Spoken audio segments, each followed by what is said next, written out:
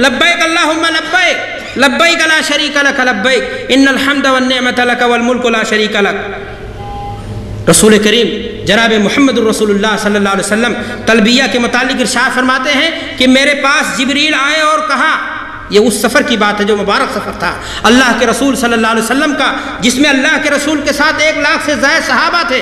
अल्लाह के रसूल ने सहाबा को मुखातब करते हुए कहा, साथियों मेरे पास जिब्रील आए और मुझे हुक्म दिया है कि मैं तुम्हें कहूँ कि तुम तलबिया को बाआवाज़े बुलंद पुकारो। इसलिए हाजियों, हज पे जाने वाले खुशकिस्मत इंसानों, जब तुम निकलना तो पूरे रास्ते में ज़ोरदार से तलबिया पुकारना, ताकि तलबिये की गूंज से शैतान बौखला उठे और शैतान भागने पर आमादा हो जाए, उसको पेशाब उतर आए और तुम्हारे अंदर ईमान की नूरानी हरारत जग उठे और तुम्हारा तकवा और तुम्हारी ईमानी क़ुव्वत क्या हो जाए, मजबूत हो जाए। मेरे भाइयों और दोस्तों, एक हाजी को जब वो हज पर जाए तो उसके लिए सुन्नत क्या होगा कि वो खुसूसियत के साथ फ़र्ज़ नमाज़ों के बाद, सूरज गुरूब हो रहा है तब, सूरज निकल रहा है तब, यानी दौरान सफ़र, बस से उतरा तब, बस पर चढ़े तब। अल्लाह के रसूल सल्लल्लाहु अलैहि वसल्लम के बारे में यही आता है कि जब सवारी कहीं ऊंचाई पर चढ़ती तो सारे सहाबा क्या करते थे, तलबिया अपना अपना, आज तो रूटीन बना लिया, एक साहब तलबिया पुकार रहे हैं, बकिया पीछे उसके, अगर सर्वे करो तो शायद 90% तलबिया याद ही नहीं होता, तो करें क्या। मेरे भाइयों, मसाइल इतने परेशान कुन हैं उम्मत इस्लामिया के कि अल्लाह हमें सही तालीम देवे और समझ देवे कि हम दीन को सीख सकें। मैं अर्ज़ ये कर रहा था कि सहाबे किराम रिज़वानुल्लाह अलैहिम अजमईन तलबिया को इनफरादी तौर पर पुकारते थे और बाआवाज़ बुलंद पुकारते थे। यहाँ रुक करके मैं एक बात और बताना चाहता हूँ कि तलबिया औरत भी पुकारेगी, हमारी बहनें, हमारी बहू बेटियाँ भी पुकारेंगी, लेकिन हाँ पुकारेंगी ज़रूर, इसमें भी कुछ मामला उनका मुख्तलिफ है। दीन नाम है सबूत का, जहाँ कानून है इस्लाम का वाज़ेह हुक्म उनके लिए, वो किया जाएगा, वरना दीन के हुक्म में तमाम शामिल हैं। तो औरतें तलबिया पुकारेंगी, लेकिन आवाज़ उनकी क्या होगी, पस्त होगी, ताकि वो फितने का बाइस और तशवीश का बाइस ना बने। दीनी भाई और दोस्तों, एक बात और रुक करके कहना चाहूँगा, क्या कभी आपने गौर किया कि जब लब्बैक अल्लाहुम्मा लब्बैक की ये सदा आप लगाते हैं, जिसे अल्लाह तबारक व तआला ने दुनिया भर के सारे हाजियों के लिए एक तराना बना दिया, कभी गौर किया आपने कि इसकी हकीकत क्या है, इसका माना क्या है?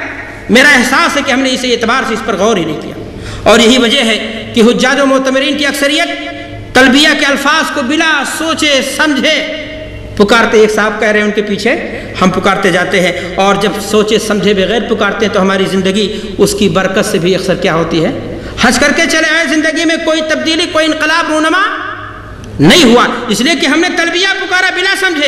हज के आमाल किए बस लोग कर रहे थे, समझा ही नहीं मकसद क्या है, समझा ही नहीं मैसेज क्या मिलता है, समझा ही नहीं पैगाम क्या है, समझा ही नहीं हम नक्कारी किस बात की कर रहे हैं, हमने समझने की कोशिश भी नहीं की, ना हमारे पास ये मौका था। तो मेरे भाई और दोस्तों, मैं अर्ज़ ये कर रहा था कि तलबिया का मतलब क्या है। उसका एक सीधे साधा मतलब तो ये है, लब्बैक अल्लाहुम्मा लब्बैक, हाजिर हो अल्लाह में हाजिर हूँ। सीधा मतलब ये है कि अल्लाह तूने मुझे बैतुल्लाह में हाजिरी का हुक्म दिया, मैंने हलाल कमाई का तोशा इकट्ठा किया, मैं हाजिर हो गया। अल्लाह तूने मुझे कहा मेना में चले जाओ, ठाट बाट छोड़ करके मेना में चला गया। अल्लाह तूने हुक्म दिया कि नहीं मेना से अरफा चले जाओ, अल्लाह मैं वहाँ भी हाजिर हो गया। अल्लाह तूने कहा नहीं अब रात हो गई, चलो मुज़दलिफ़ा चलो, वहाँ की कंकरीली पथरीली ज़मीनों पर जो है बिला बिस्तर क्या हो गया, मैं पड़ गया। तूने हुक्म लगाया, मैं हाजिर। लेकिन आगे भी मेरा मैसेज है, मैं आपसे अर्ज़ करना चाहता हूँ कि एक इंसान जब लब्बैक पुकारता है तो उसको ये अज़्म करना चाहिए कि अल्लाह तेरी हर पुकार पर मैं हाजिर, हत्ता कि दीन को, इस्लाम के मानने वालों को अगर मेरे माल की ज़रूरत पड़ गई तो वो माल भी तेरे रास्ते में सब कुर्बान कर दूंगा अबू बकर बन करके। और अगर दीन को, इस्लाम के लेने वालों को अगर हमारे खून अजीज़ की भी ज़रूरत पड़ गई तो वो जान भी हम दे देंगे, हज़रत इस्माइल अलैहिस्सलातु वस्सलाम की तरह, ये कहते हुए कि जान दीदी हुई उसी की थी। हक़ तो ये है कि हक़ अदा ना हुआ, वरना तलबिया के पुकारने का कोई मकसद हल हुआ या नहीं हुआ?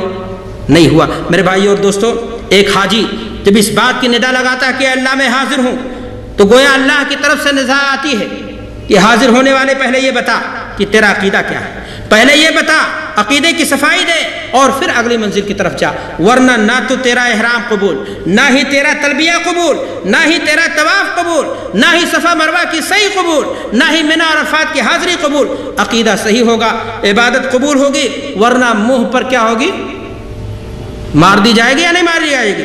मेरे भाई और दोस्तों, जब एक हाजी कहता है इन्नल हम्द वन निअमत लक, ऐ अल्लाह तारीफ तुझे ज़ेबा हो, اور آگے کہتا ہے والملک لا شریک لک، بادشاہی تو ہی ہے، تیرے ہی لیے ہے خاص، اس میں تیرا کوئی شریک نہیں۔ میرے بھائیوں، تلبیہ کی الفاظ اور کلمات اگر ایک انسان سمجھ بوجھ کر کے پکارے، شعور اور ادراک کے ساتھ پکارے، تو بتائیے کہ جو شخص مسلسل کئی دن تک اس بات کا اعلان کر رہا ہے کہ بادشاہی اے اللہ تجھے زیبا، ہم تیرے ساتھ کسی چیز کا کوئی شریک نہیں ٹھہرائیں گے، وہی انسان پھر کسی اور کے سامنے سر اطاعت کیسے جھکا سکتا ہے؟ پھر کسی کنکر کے سامنے، کسی قبر کے سامنے، کسی اور چیز کے سامنے، مرے ہوئے انسان کے سامنے اپنی ضرورت کو پسار کر کے وہ انسان اپنے سر کو کیسے جھکا سکتا ہے؟ میرے بھائی اور دوستو، آپ کو یہاں رک کر کے ایک بات بتانا چاہتا ہوں کہ حبیب کبریا حضرت محمد رسول اللہ صلی اللہ علیہ وسلم مکہ کے سفر میں ایک مقام پر پہنچتے ہیں، اور آپ کیا دیکھتے ہیں؟ دیکھتے یہ ہیں کہ حضرت عائشہ صدیقہ رضی اللہ تعالیٰ عنہ غمزدہ ہیں، رو رہی ہیں۔ آپ نے فرمایا کہ عائشہ تمہیں کیا ہو گیا؟ کیا تمہارے ایام تو نہیں شروع ہو گئے؟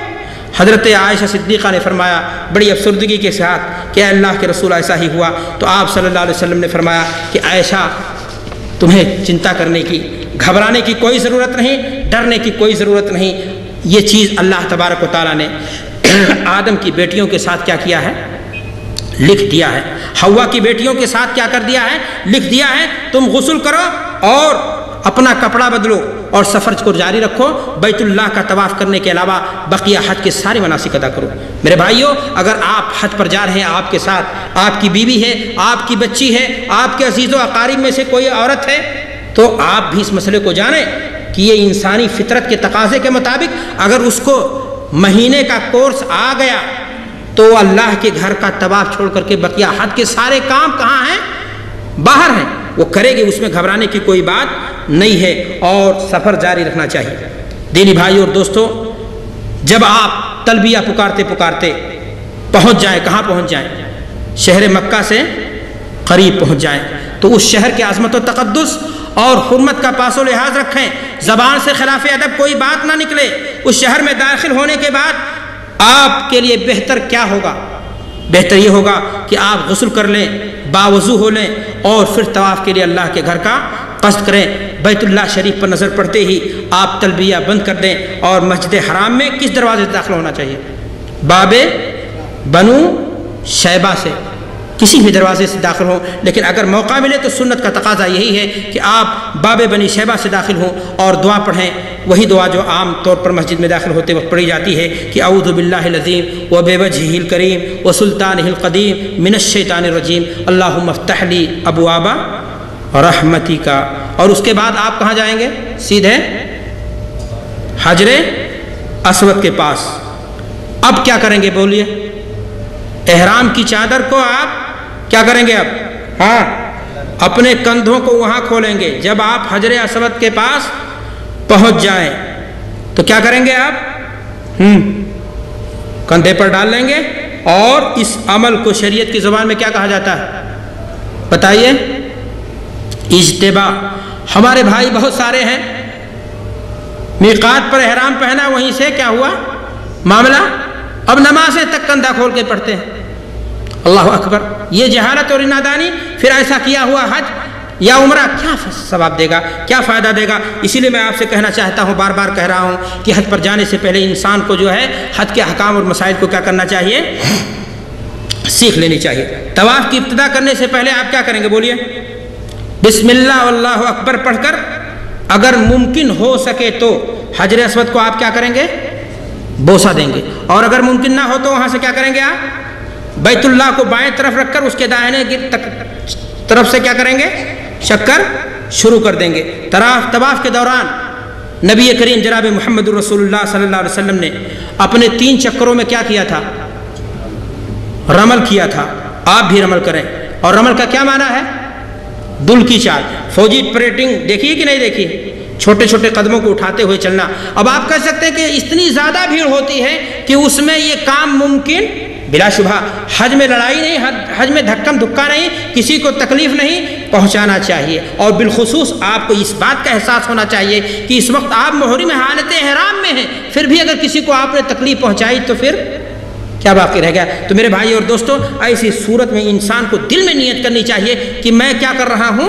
رمل کر رہا ہوں، اور جب موقع ملے تو قدم کو ہلا دیجئے، اور اگر نہیں موقع ملتا ہے تو ایسی صورت میں کوئی بات نہیں ہے، اور آپ اپنا سفر جاری رکھیے، اور آدمی جو ہے اپنا طواف کو کیا کرے جاری رکھے۔ میرے بھائیوں، یہاں پر رک کر کے میں ایک بات کہنا چاہتا ہوں کہ رمل آپ نے دیکھا کہ دل کی چال، اکڑ کر کے چلنا۔ لوگ کہتے ہیں اللہ کے سامنے جھک جاؤ، اکڑ کر کے چلنے کی کیا بات ہے؟